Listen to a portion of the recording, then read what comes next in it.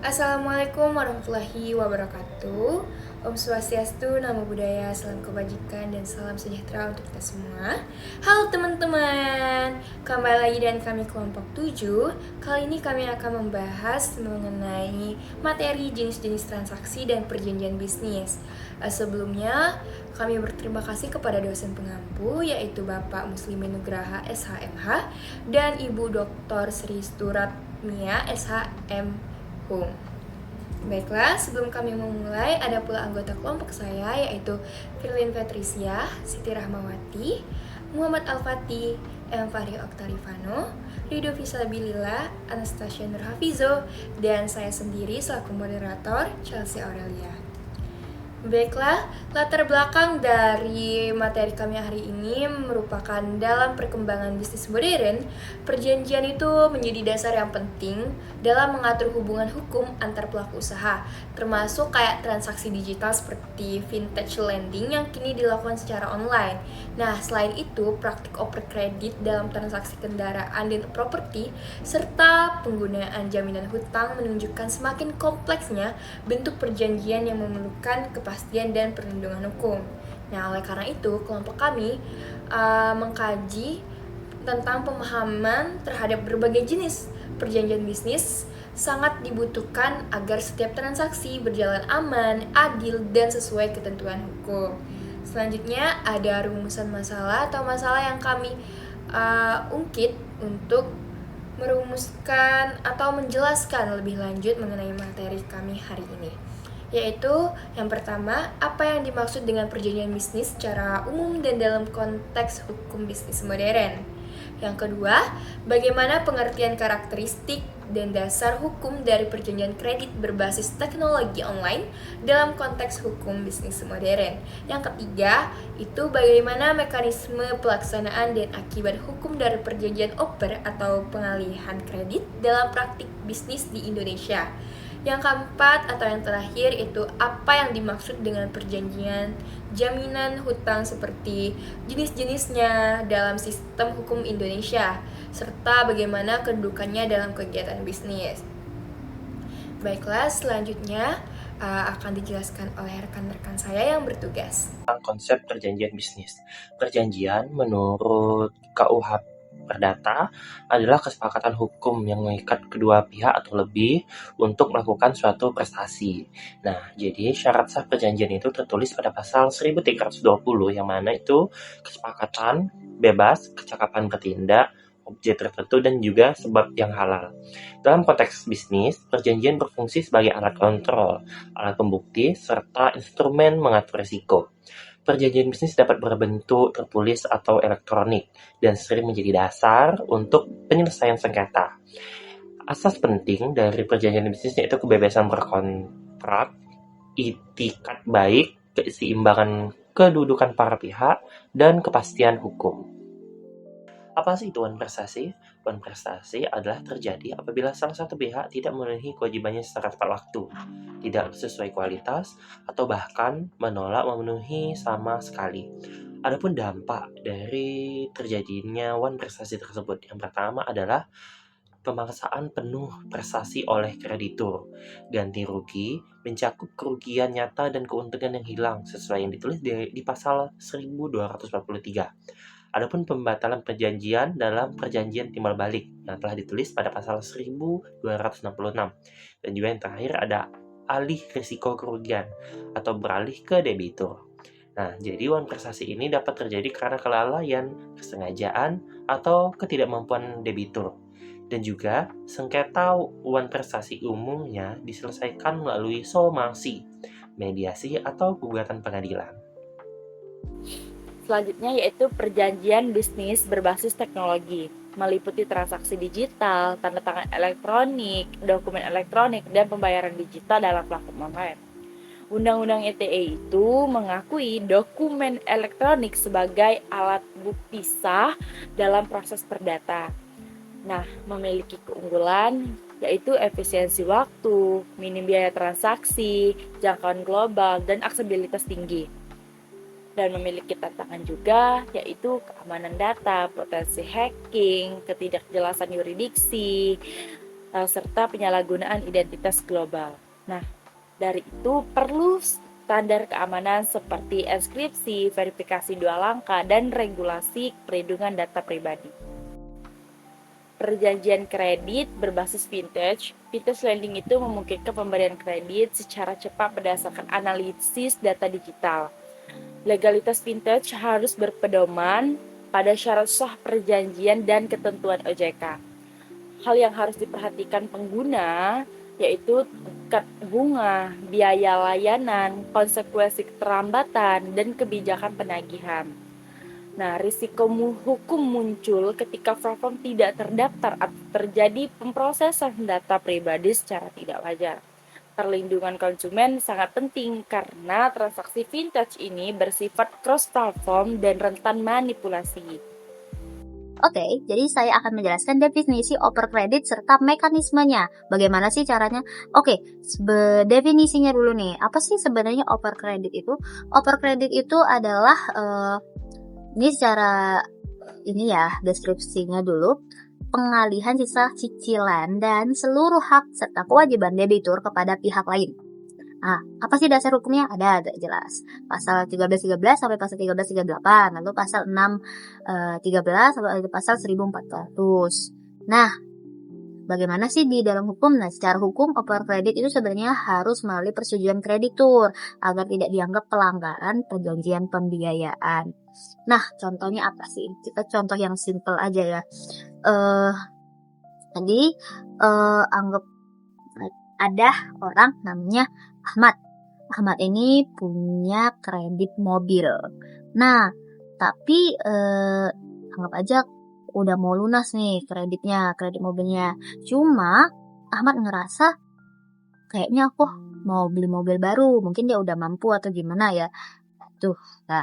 Nah, terus pas dia mau beli mobil baru, ada temannya namanya Budi mau beli mobil kredit yang Ahmad tadi, mobil yang lamanya. Nah, sehingga peralihan antara barang tersebut di Ahmad ke Budi itu disebut oper kredit. Jadi Budi harus membayar sisa kredit dari mobil Ahmad. Oke. Nah, mekanismenya apa? Mekanismenya itu pertama penyusunan perjanjian oper kredit yang mencakup identitas debitur lama dan identitas debitur baru. Oke, berarti ada Ahmad, ada Dedi di dalam perjanjian tersebut. Adanya pembiayaan pengganti uang muka sebelumnya kepada debitur lama. Nah, Budi harus membayar uang muka ke Ahmad sebagai pengganti.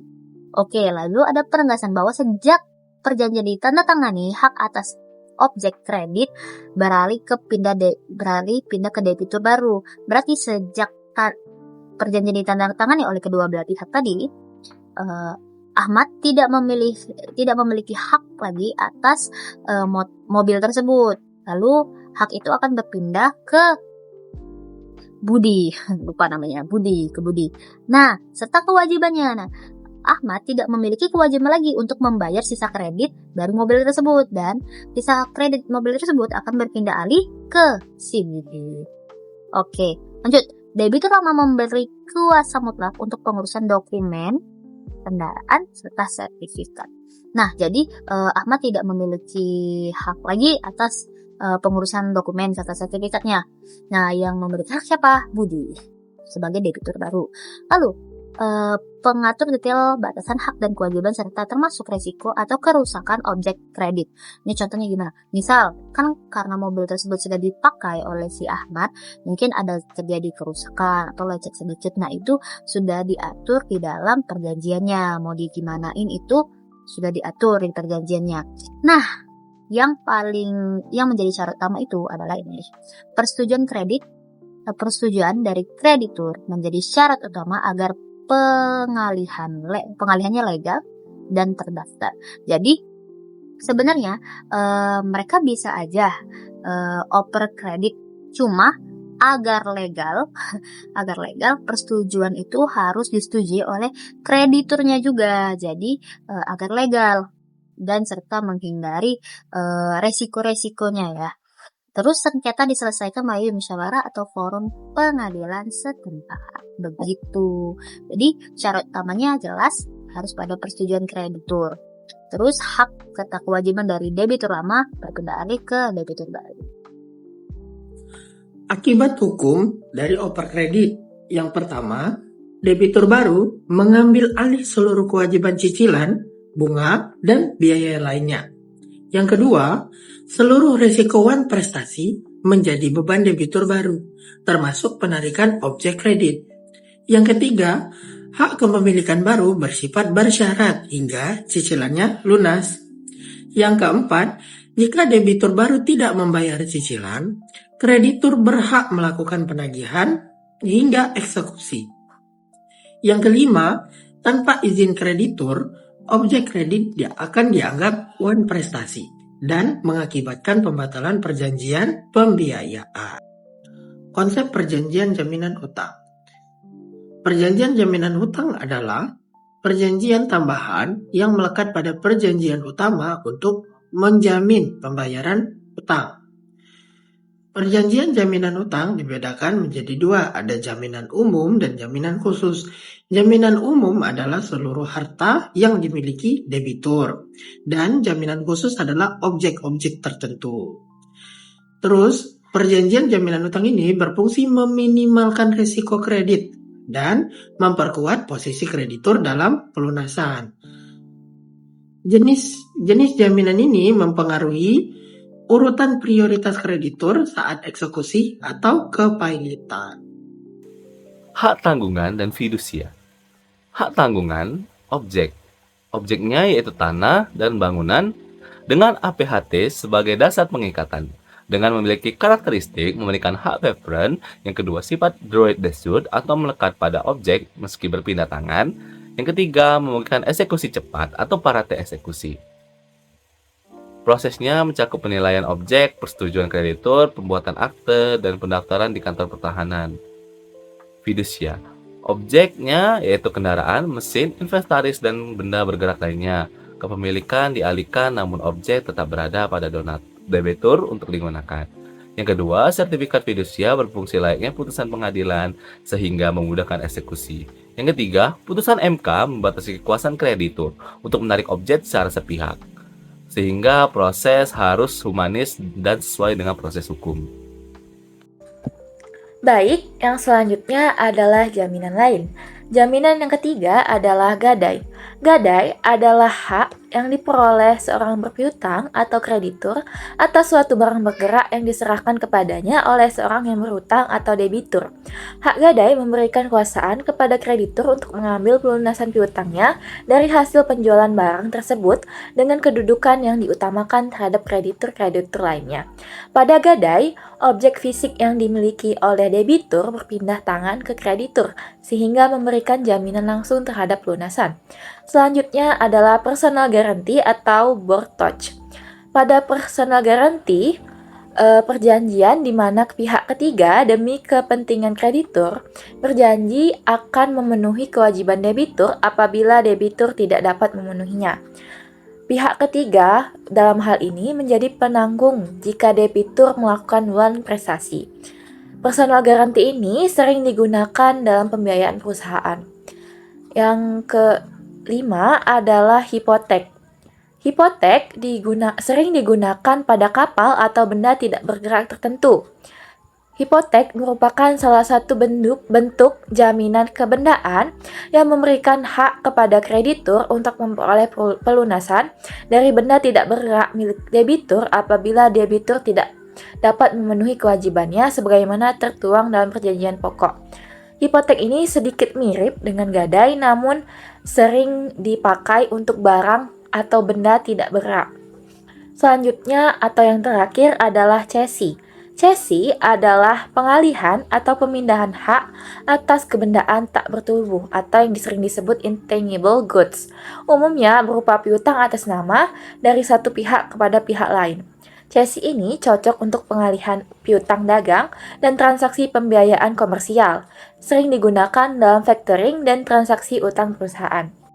Wah, Terima kasih kepada rekan-rekan pemateri yang telah menyampaikan materi dengan sangat baik. Gimana nih teman-teman? Udah pada paham kan mengenai materi yang kami sampaikan tadi? Sebelum berakhir, saya akan menyampaikan kesimpulan materi yang telah kami sampaikan, yaitu perjanjian bisnis adalah dasar utama hubungan hukum yang memastikan kepastian dan keadilan dalam kegiatan ekonomi. Yang kedua itu ada digitalisasi itu memperluas bentuk transaksi, tetapi tetap memerlukan perlindungan hukum dan regulasi yang jelas. Ada pula oper kredit. Oper kredit itu merupakan metode pengalihan kewajiban yang sah, namun memerlukan persetujuan dari kreditur untuk menghindari sengketa. Selain itu ada berbagai jenis jaminan hutang yang memperkuat struktur pembiayaan dan melindungi kreditur dari resiko gagal bayar. Terus terakhir, pemahaman hukum yang baik itu penting bagi pelaku bisnis untuk menghadapi perkembangan ekonomi di era digital sekarang. Baiklah, dengan berakhirnya penyampaian kesimpulan yang telah saya sampaikan, maka berakhir pula sesi presentasi dari kelompok 7.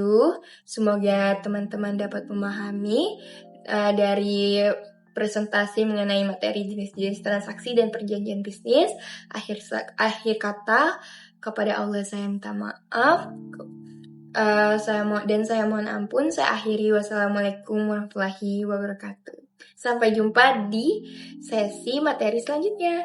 Dadah!